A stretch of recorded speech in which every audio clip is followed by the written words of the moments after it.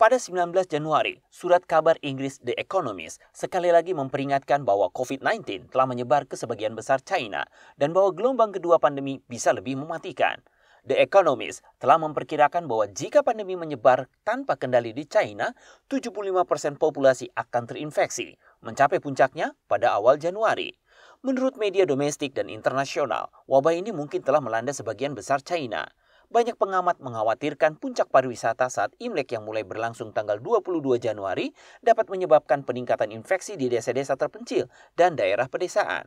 Pengamat menunjukkan bahwa virus tersebut telah mencapai banyak tempat yang jauh sejak lama. Di antara mereka, Lynn de Verke, reporter surat kabar Belanda di Volkskrant di China, mensurvei Sitoushui, wilayah pegunungan terpencil di Hebei, dari akhir Desember hingga awal Januari dan memperhatikan bahwa gelombang kematian melanda wilayah ini dengan jumlah korban tewas berkali-kali lebih tinggi dari biasanya. Sekretaris partai setempat mengatakan bahwa 80% penduduk desa telah terinfeksi. Baru-baru ini, seorang kolumnis The Economist mengunjungi desa Weiqi di provinsi Henan. Dokter mengatakan kepadanya bahwa 90% penduduk setempat telah terinfeksi COVID-19. Beberapa ahli rumah sakit mengatakan kepada The Guardian bahwa penyebaran virus di China mungkin sudah banyak, lebih luas dari yang tercatat sebelumnya, dan itu dimulai sebelum Beijing bergegas untuk mencabut pembatasan dari kebijakan Zero Covid. Selain itu, beberapa indikator yang tidak biasa mengonfirmasi penyebaran gelombang pandemi. Di awal pandemi, cara yang baik untuk memprediksi jumlah kasus adalah dengan mengontrol mesin pencarian Google tentang kehilangan pengecapan atau penciuman. Penelusuran obat Linhua Xinwen memuncak pada 12 Desember 2022, menurut data yang dikumpulkan dari mesin pencarian China, Baidu. Pencarian untuk kata kunci demam memuncak setelah 5 hari.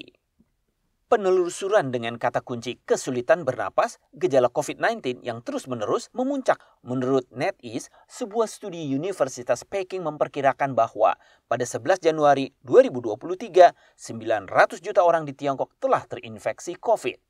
Tetapi, PKC dengan cepat menghapus konten yang relevan. Pada tanggal 23 Januari, Wu Xunyao, ahli utama dari Pusat Pengendalian dan Pencegahan Penyakit China, merilis dokumen yang menyatakan bahwa setidaknya 80% dari populasi negara telah terinfeksi, setara dengan 1,1 miliar orang. Tapi James Trouser, kepala unit pemodelan epidemiologi di Universitas Monash, mengatakan itu tidak jelas bagaimana CDC mendapatkan datanya. Pakar luar negeri tidak mempercayai angka China. Seperti dilansir Reuters, Organisasi Kesehatan Dunia mengatakan China tidak memberikan data yang akurat tentang jumlah infeksi dan kematian akibat COVID.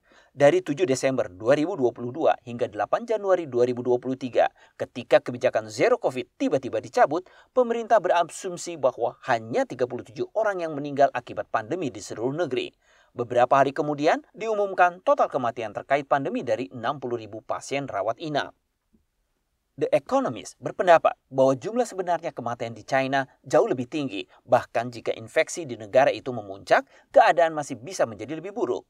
The Economist menyoroti bahwa Beijing mengharapkan banyak orang mendapatkan kekebalan alami untuk mengurangi gelombang kedua COVID-19. Namun, di negara-negara seperti Amerika Serikat dan Inggris, pandemi gelombang kedua terjadi telah membunuh lebih banyak orang daripada gelombang pertama.